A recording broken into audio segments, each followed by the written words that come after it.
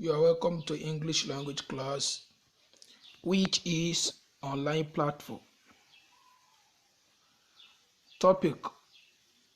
Our topic of discussion today, verbs is the topic of discussion.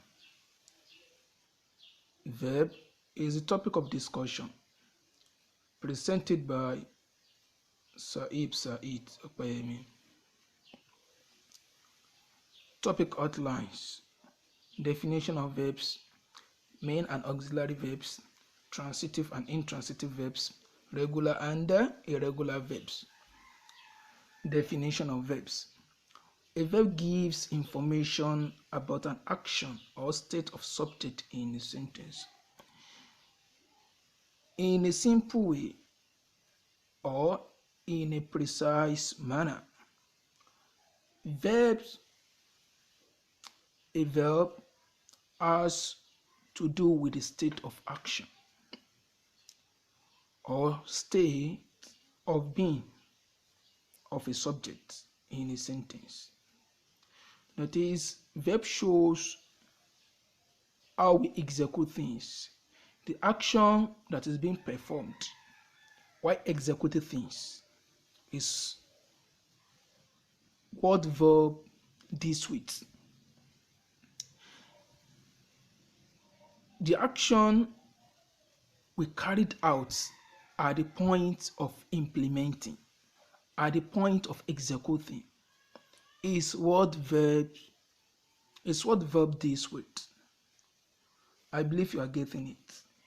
Examples to justify this are: he killed a lion. Killed there is an action word. Killed is an action word. That is, action is being transferred from subject to what? To object. The subject there is he. It transfer action to what? To the object. And what is serving as the object then is lion. Ewa likes Ire. Ewa likes Ire. Likes there serves as verb. It shows the states of the subjects. Ewa. The boy was there yesterday. This type of verbs in this sentence is known as auxiliary verb. It's known as auxiliary verb. You can also call it a linking verb. I strangled, and it shows the state of the subject. I strangled the rat. Strangled is an action performed. It is an action performed. I built 2 rooms. Built there, which is the past form of built, is also an action performed. We are made to know that verbs usually follow nouns or pronouns in a sentence. Consider all these examples that I've pondered on. You will know that it is quite glaring that verbs in all the sentences follow either nouns or pronouns. Features of verbs. Verbs have its role, and the role of verbs can never be underestimated, nor can it be underrated. Let us consider these examples. S for shows the simple present in the third person singular. That is, the third person singular and the singular verbs do have agreements, and the agreements between them will be discussed. below. Let us consider these examples. Donald eats every day. In this example, there is subject-verb agreement. The Donald there is a third person singular, which can be replaced by pronoun he. In this way, he eats every day. Now, eat is a singular verb. A singular verb. So now, there is agreement between what? Between third person singular and the singular verb. So Donald eats every day. Said says eats always. Another example. Now second future, ed form shows the past form. Example, that is ed, suffix ed, when it is added to any root words, it shows past form. Example, she greeted me last year. Greet, a present form, but when ed is added, we're having it in past form. Ing form shows progressive and continuous. Example, Kule is running on the foot. That is, it shows a progressive event. Main verb. Main verb occurs alone in a sentence and is independent. It is independent. A main verb does not necessarily need the help of auxiliary to express its full meaning. In a nutshell, main verb do stand alone without the help of anything, without the help of what? Of any other verb, being auxiliary or modal. That is, it can stand alone in a sentence and still make meaning. Main verb is also a free morpheme. It is the free morphemes are morphemes that can stand in isolation without the help of any other verbs such as auxiliary or modal verb. Examples: he ate yesterday. Ate there is an example of main verb. He stood up just now. Stood there is example of main verb. She slapped him.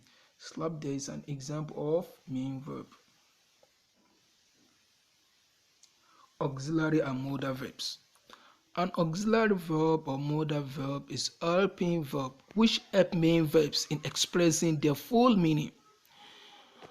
Auxiliary or modal verbs. These two verbs are helping verbs. They help main verb to express its full meaning. If full meaning.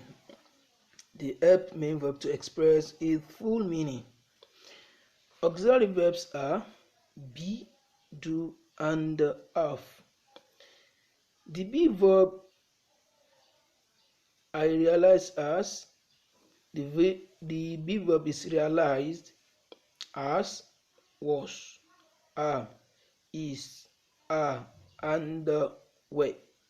That is, be verb is usually it has varieties. It has different forms. So the forms are was, is, are, and when. Do is realized as do, does, doing, did, and done. Have is realized as have, as, had, and having. The modal auxiliary verbs are shall, should, can, could, may, might, will, would, and must. Transitive verb. Transitive verb transfers action to a direct object so as to express the full meaning of the predicate. This is simple, but it is technical.